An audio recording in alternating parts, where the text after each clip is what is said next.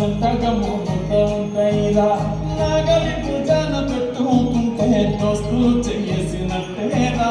కొట్టు గోదా పక్కన ఉంటే కొండంత బలగం ఉన్నట్టుగా చల్లగాలి మోసుకొచ్చరా సేను సెలకల ముచ్చట్టు దారి పురుగు చెట్ల కొమ్మలా